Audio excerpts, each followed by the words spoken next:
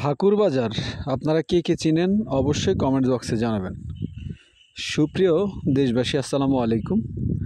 দেশ এবং প্রবাস থেকে যারা আমার ভিডিওটি দেখছেন সবাইকে অনেক অনেক ভালোবাসা। নতুন একটি ভিডিও নিয়ে আপনাদের সামনে হাজির হয়েছি। আজকে আপনাদের সামনে তুলে ধরার চেষ্টা করব চাঁদপুর জেলার শাহরাস্তি উপজেলার ঐতিহ্যবাহী একটি বাজার, সেটি হচ্ছে ঠাকুর বাজার। এই বাজারটির শত বছরের পুরনো ইতিহাস এবং ঐতিহ্য রয়েছে। হোটেল আমানিয়া ঠাকুর বাজারের ঐতিহ্যবাহী শাহরাস্তির ভিতরেই খুব নাম করা একটি হোটেল। এর এক সাইড সরকারি জায়গায় পড়ার কারণে ভেঙে ফেলা হয়েছে। যাই হোক, ঠাকুর বাজার আমাদের চাঁদপুর জেলা শাহরাস্তি উপজেলার এতটা ঐতিহ্যবাহী একটি বাজার। এখানে এত পুরনো কিছু ব্যবসায়ী আছেন এবং দোকানপাট রয়েছে যেগুলো শত বছরের পুরনো। আপনারা যারা চাঁদপুর জেলা চিনেন বা শাহরাস্তির সাথে যোগাযোগ আছে, এই বাজারে পাওয়া যায় না এমন কিছু নাই। যদিও আমি যেদিন গিয়েছি সেদিন বাজারের দিন ছিল না, তবে এর অনেকগুলো গলি রয়েছে। বিভিন্ন গলিতে বিভিন্ন ধরনের দোকানপাট, পাইকারি, খুচরা থেকে শুরু করে সব ধরনের।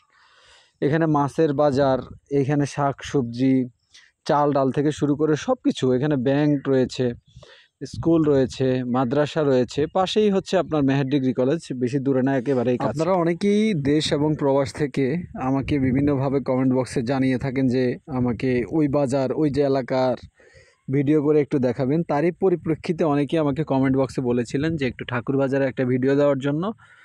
আমি আমার তরফ থেকে চেষ্টা করেছি দেওয়ার জন্য। জানি না কতটুকু সুন্দর হয়েছে, ভালো হয়েছে, আপনারাই কিন্তু অবশ্যই জানাতে ভুলবেন না। আমার ভিডিওগুলো আপনাদের কাছে কেমন লাগে, আপনার মূল্যবান মতামত আপনি রেখে যাবেন। আমি চেষ্টা করি গ্রামগঞ্জের ঐতিহ্যবাহী এবং সুন্দর এবং যে জায়গাগুলোতে মানুষের স্মৃতি জড়িত, আমাদের ছোটোবেলা শৈশব কৈশোর কেটেছে, সেই জায়গাগুলো তুলে ধরার জন্য। আর ঠাকুরবাজারের যে বিল্ডিংগুলো দেখতে পাচ্ছেন, এই যে বিল্ডিংটা ডান পাশে, এটা কিন্তু অনেক পুরনো। নিশ্চয়ই আপনারা বিল্ডিংটা দেখেই বুঝতে পারছেন। এই বাজারে ঐতিহ্য আছে, অনেকটা ঐতিহ্য আছে। সুতরাং আমাদের ঠাকুর বাজারকে কে মিস করেন, কত বছর হয়েছে যাওয়া হয় না। আর যারা যান আপনারা তো জানই অবশ্যই, কিন্তু যারা যান না তারা অবশ্যই জানাবেন কত বছর দেখেন না। চাঁদপুর জেলার শাহরাস্তি উপজেলার মধ্যে অনেকগুলো অসংখ্য বাজার রয়েছে। আমি পর্যায়ক্রমে আস্তে আস্তে সবগুলো বাজার আপনাদের সামনে তুলে ধরার চেষ্টা করব। আর আপনারা যদি আমাকে অনুপ্রেরণা দেন তাহলে ভবিষ্যতে আমি আরও সুন্দর ভিডিও আপনাদের সামনে নিয়ে হাজির হব ইনশাআল্লাহ। আপনাদের দোয়া এবং ভালোবাসা আমাকে রাখবেন। যাই হোক, এর পরবর্তীতে আপনারা কোন জায়গার ভিডিও আমার কাছে চান অবশ্যই কিন্তু জানাতে ভুলবেন না। আমি চেষ্টা করব চাঁদপুর না, সারা বাংলাদেশের প্রত্যেকটা ঐতিহ্যবাহী জায়গা আপনাদের সামনে তুলে ধরার জন্য। এই যে এখানে দেখছেন দিন রাত এখানে কিন্তু মাল লোড আনলোড হয়, যেহেতু এখানে পাইকারি এবং খুচরা বাজার। আর সামনেই একটা বড় বিল্ডিং দেখতে পাচ্ছেন, এটা আমাদের শাহরাস্তি উপজেলার সবচেয়ে বড় বিল্ডিং। 10তলা ভবন, নির্মাণ কাজ চলছে অলরেডি। আমাদের শাহরাস্তির মধ্যে সর্বোচ্চ ভবন এটাই আপাতত, এখন পর্যন্ত এটাই সর্বোচ্চ ভবন, 10তলা। এর আগে কখনো হয় নাই, এর আগে হয়েছে সর্বোচ্চ 5তলা, কিন্তু এটাই হচ্ছে সর্বোচ্চ 10তলা। আর এখানে তো বিভিন্ন ব্যাংকের শাখা, এটিএম বুথ থেকে শুরু করে মানে একটি সদরে যা থাকে আর কি, সব কিছুই রয়েছে। ড্রেনেজ ব্যবস্থাও আছে খুব ভালো। ব্যবসায়ীরা এখানে দিন রাত 24 ঘন্টা কিন্তু ব্যবসা করে থাকেন।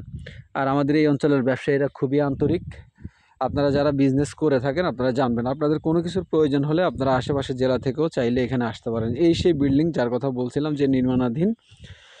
এই বিল্ডিংটা 10তলা, অলরেডি কাজ ফাউন্ডেশন হয়ে গেছে, কিছু কাজ হয়তো বাড়ি আছে। আর এটা হচ্ছে আমাদের শাহরাস্তির একটি মেডিকেল কলেজ। এখানে কিছুদিন আগে একটি ঘটনা হয়েছিল, আপনারা জানেন। যদিও মেডিকেলটি ভালো, কিন্তু এখানে কিছু ডাক্তার আছে যাদের বিরুদ্ধে অনেকগুলো অভিযোগ মানুষের হয়তো আছে। আপনাদেরকে বলবো, আপনারা যে কোনো জায়গায় গেলে একটু ভেবে চিন্তে বুঝে শুনে যাচাই বাছাই করে তারপর যাবেন। সব জায়গায় ভালো খারাপ থাকতে পারে, ঠিক আছে।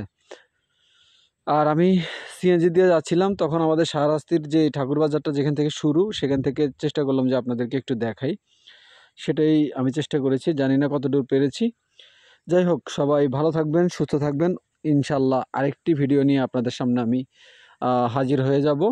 সে পর্যন্ত সবাই আমাকে আপনাদের দোয়া এবং ভালোবাসায় রাখবেন। আর অবশ্যই আমাকে জানাবেন, অবশ্যই জানাতে ভুলবেন না যে আমার ভিডিওগুলো আপনাদের কাছে কেমন লাগে। আল্লাহ হাফেজ, আসসালামু আলাইকুম।